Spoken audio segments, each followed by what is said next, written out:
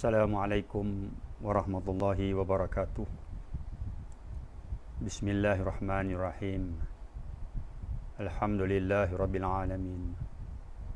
Wassalatu wassalamu ala asyrafil anbiya'i wal mursalin wa ala alihi wa sahbihi ajma'in. Rabbi shrah li sadri wa yassir li amri wahlul 'uqdatam min lisani yafqahu qawli. Subhanaka la ilma lana illa ma 'allamtana innaka antal alimul hakim. Qul in kuntum tuhibbuna Allah fattabi'ukumullah wa yaghfir lakum wallahu ghafurur rahim. Wala haula wala quwwata illa.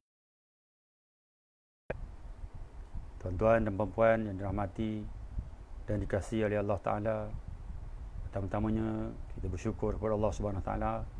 Apalagi kata pada petang ini dalam program Tazkirah Santai Zuhur yang ke-20 insya-Allah. Tuan-tuan dan puan, hari ini suka saya menyambung apa yang kita bincangkan pada hari semalam berhubung dengan bagaimana kita ingin menghapuskan dosa dan apakah amalan yang boleh menghapuskan dosa. Tuan-tuan, hari semalam kita cerita tentang di antaranya bertaubat dan meninggalkan atau berhenti melakukan dosa besar. Tetapi sebelum itu tuan-tuan, sukalah saya memohon jasa baik tuan-tuan dan puan untuk sama-sama kita memeriahkan lagi program kita pada petang ini dengan kita memanjangkan ilmu, dan silalah kita tekan butang share itu agar sama-sama kawan-kawan kita, sahabat-sahabat anda kita, kaum keluarga kita dan seterusnya rakan tawanan kita bersama-sama pada petang ini. Dan insya-Allah kita ambillah peluang ini untuk kita sebarkan ilmu supaya lebih ramai lagi orang akan mendapat manfaatnya insya-Allah. Tuan-tuan dan puan, Allah Taala kata, dan seperti mana kita tahu bahawa manusia ini akan diangkat darjatnya dengan ilmu. Tuan-tuan dan puan, semalam sebut tentang bertaubat, tuan-tuan dan puan. Ini kenapa kita bertaubat? Kenapa kita nak tinggalkan dosa besar ini? Kerana kita mengharapkan syurga Allah Subhanahu Wa Taala, mengharapkan pahala daripada Allah Subhanahu Wa Taala. Sebab itu tuan-tuan suka saya nyatakan bahawa sebahagian ulama mengatakan bahawa ada 3 cara untuk kita masuk syurga ni. Ada 3 cara. Yang pertama, untuk kita masuk syurga ini dengan kita bertaubat. Sebab itu kita diminta supaya melakukan taubat. Dengan taubat ini dosa kita akan dihapuskan oleh Allah Taala, akan diampunkan oleh Taala dosa kita. Maka apabila dosa kita diampunkan oleh Allah Taala, maka kita boleh masuk syurga Allah Subhanahu Taala. Dengan yang kedua itu tuan-tuan, cara kedua ialah kita mendapat rahmat Allah Subhanahu Taala. Sebab itu Allah Taala kata bahawa dalam surah Az-Zumar, janganlah kamu berputus asa dari rahmat Allah Subhanahu Taala. Maka dengan rahmat Allah Taala lah kita akan boleh masuk syurga. Dan yang ketiga tuan-tuan, masuk neraka dulu. Yang pertama tuan-tuan, taubat. Bukan susah sangat bertaubat ni. Tapi taubat ni bukan dengan mulut, bukan dengan lidah, tetapi dengan hati dan perbuatan. Apa dia? Bertaubat dengan hati dan perbuatan. Apa dia? Berbuat baik, meninggalkan segala kejahatan. Itu taubat. Dulu kita buat jahat, lepas tu kita tak buat dah. Itu taubat. Tapi kalau kita buat lagi, lepas kita bertaubat, kita buat lagi, Allah Ta'ala kata bahawa janganlah kamu putus asa dari rahmat Allah Ta'ala. Maknanya dengan rahmat Allah Ta'ala masuk syurga. Tak payah kita buat apa-apa tuan-tuan, bertaubat saja. Dengan kita melakukan segala sunnah Allah Ta'ala dan kita meninggalkan segala larangannya. Dan yang ketiga tuan-tuan, masuk neraka dulu. Hak tu kita tak daya. Boleh masuk syurga tapi kena masuk neraka dulu. Tak tahulah kita jaya. Saya wallahualam tuan-tuan ya. Memanglah kita tak daya masuk syurga ni. Sebab tu kita menjadi Islam. Wala tamutunna illa wa antum muslimun. Jangan kau mati melainkan kau mati dalam Islam. Maknanya sebab tuan-tuan, boleh masuk syurga tapi masuk neraka dulu. Tuan-tuan, masuk neraka ni satu saat pun kita tak daya. Cuba kita cucuk jari ke api dapur kita, daya? Tak daya, tak mampu kita. Boleh tapi masuk neraka dulu. Maka sebab itu tuan-tuan, satu ketika Nabi Muhammad sallallahu alaihi wasallam telah dibawa oleh malaikat penjaga neraka, iaitu malaikat Malik. Tunjuk neraka pertama, neraka kedua, neraka ketiga, neraka keempat, neraka kelima sampai neraka ketujuh. Malaikat berkhabar, neraka pertama ni orang masuk neraka, kedua ni orang masuk neraka sebab ini. Pintu ketiga sebab ini yang masuk neraka. Pintu kelima kenal ini sebab masuk neraka. Pintu ketujuh malaikat tak sebut, senyap gitu aja. Maka Nabi tanya, pintu pertama awak khabar siapa masuk neraka? Pintu ni orang ni macam ni, pintu kedua macam ni. Kenapa pintu ketujuh ni awak tak khabar? Maka malaikat kata bahawa pintu ketujuh ni untuk umat awak ya Muhammad yang tidak bertaubat. Pensal Nabi Muhammad sallallahu alaihi wasallam tu, pensal. Nabi Muhammad pensal. Bila malaikat sebut ini pintu neraka ketujuh ni ialah pintu neraka untuk umat awak, khusus untuk umat awak yang tidak bertaubat. Tuan-tuan dan puan, maka sebab itu jangan kita tangguh-tangguhkan bertaubat. Kita dah bincang dulu. Jangan menangguh-nangguhkan amal baik. Nak tangguh bila tuan-tuan dan puan? Besok belum tentu na'udzubillah kita hidup lagi. Kan? Kita tunggu nak kita bertaubat hari esok, lusa, tulat, tuben, tahun depan, tunggu bulan puasa. Jangan, sekarang. Dengan apa? Dengan berhenti melakukan perbuatan dosa besar. Kita bertaubat, taubatan nasuha, ya ayyuhallazina amanu, tubu ilallahi taubatan nasuha. Kita bertaubat dari segala kejahatan yang kita buat dan kita berhenti melakukan dosa besar. Maka sebab itu tuan-tuan, seterusnya saya nak bincang bahawa di antara perkara yang amalan yang boleh mengampunkan dosa kita ialah beristighfar. Istighfar. Ya? Istighfar. Allahumma ighfirli. Beristighfar. Kita minta ampun dengan Allah Ta'ala. Bukan kita bertaubat, kita minta ampun. Kita banyak melakukan dosa, tuan-tuan dan puan. Kita banyak melakukan kesalahan. Ini manusia. Manusia seperti kita ni tidak lalai dan tidak kita sunyi daripada melakukan perkara-perkara yang salah, yang silap dan boleh membawa kepada dosa.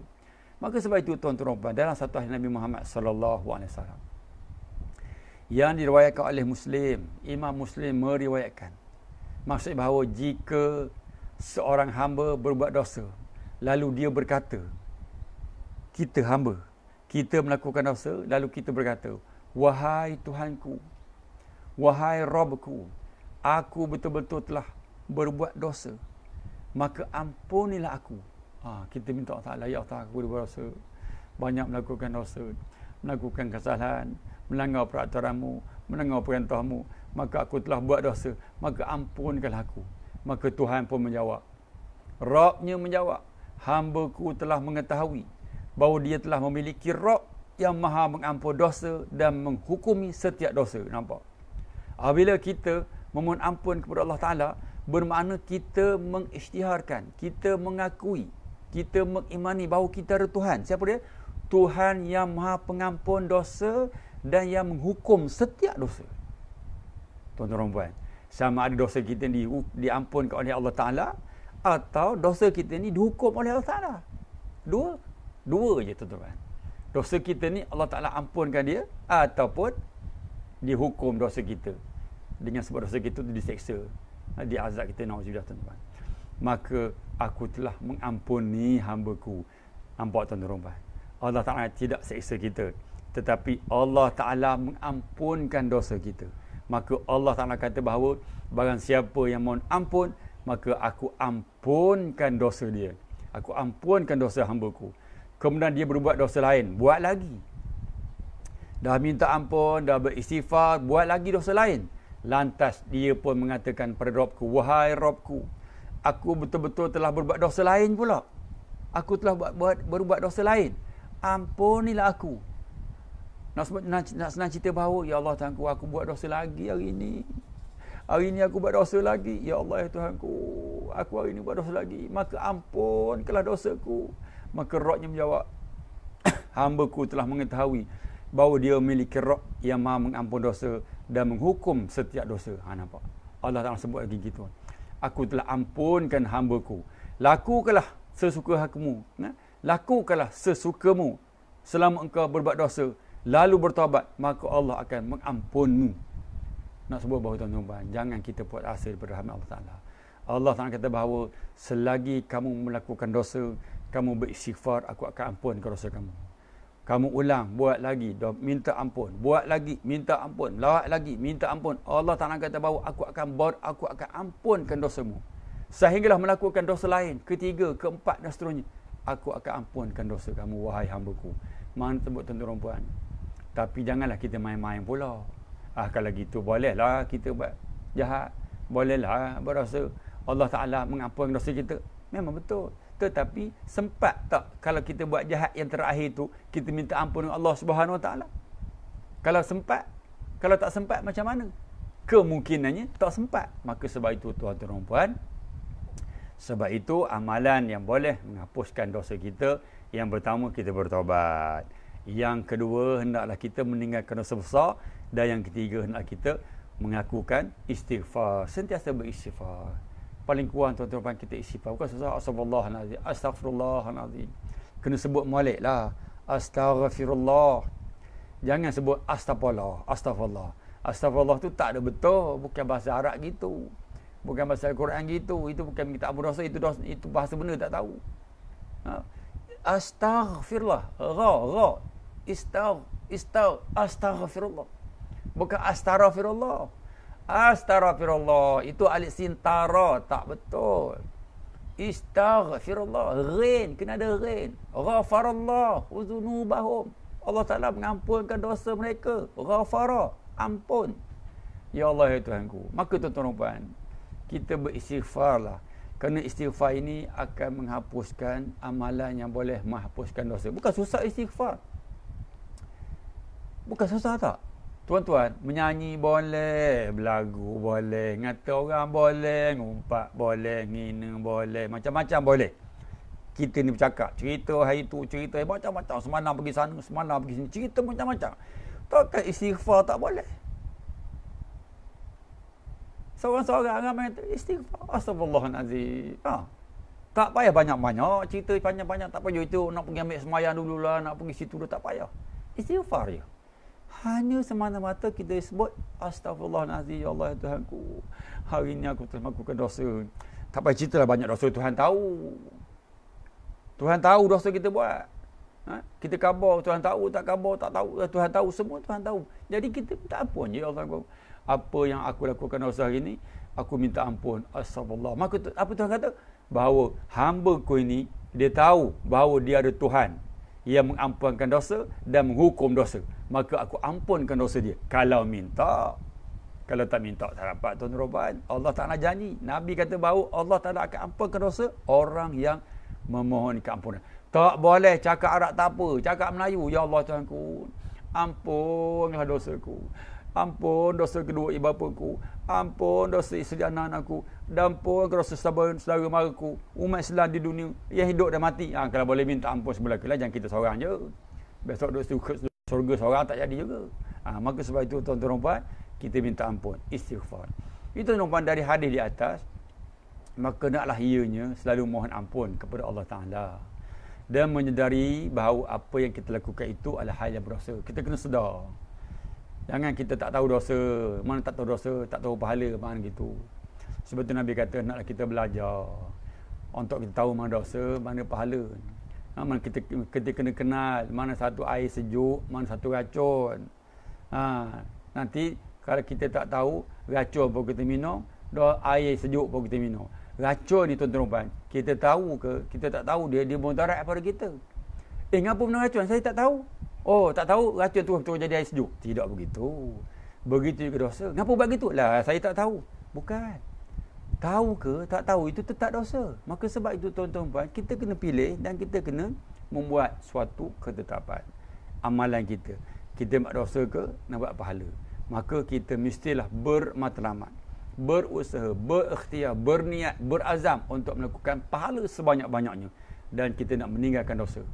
Dan kita tak nak buat dosa. Tapi kalau sekiranya kita terbuat, sengaja buat juga, maka kita istighfarlah cepat-cepat. Kenapa? Kerana Allah Ta'ala akan mengampunkan dosa. Dan jangan kita ulangi dosa yang sama. Kalau kita buat juga, istighfar juga. Allah Ta'ala Maha Pengampun lagi Maha Penyayang. Tuan-tuan, secara ringkasnya begitu ya. Dan insya-Allah saya akan sambung amalan seterusnya itu, berbuat amal kebajikan. Ini tuan-tuan puan. Kena buat amal kebajikan. Kita buat amal kebajikan juga akan diampun dosa.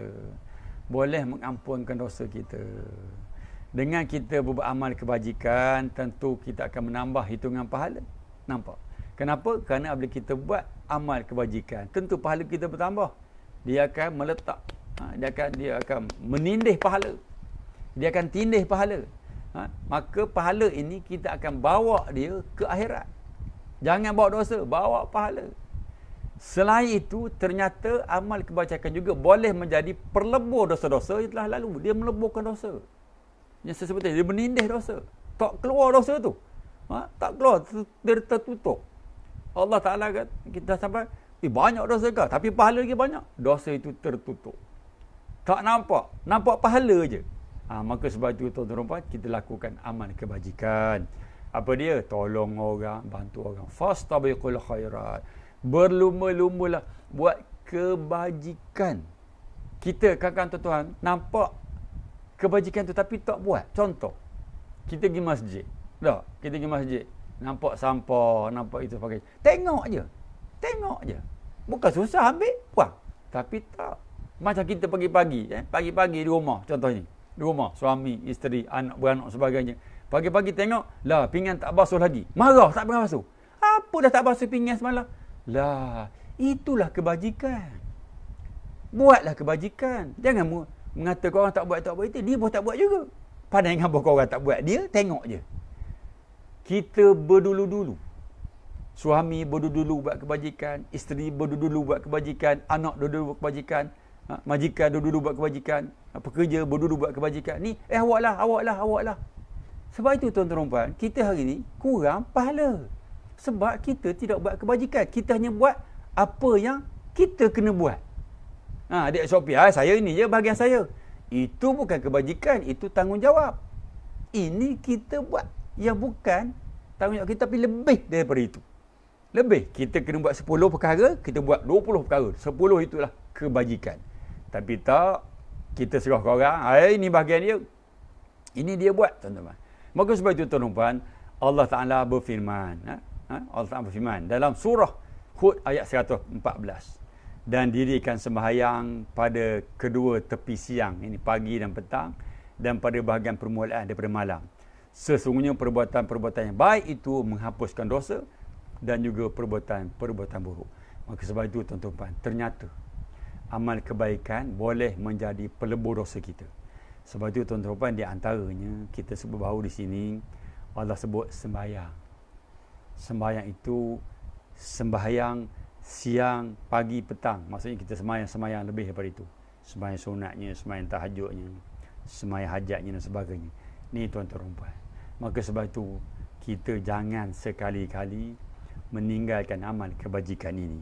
Tolong orang zaman sekarang ni, zaman COVID-19 ni. Ini peluang untuk kita melaksanakan kebajikan. Ni tuan-tuan.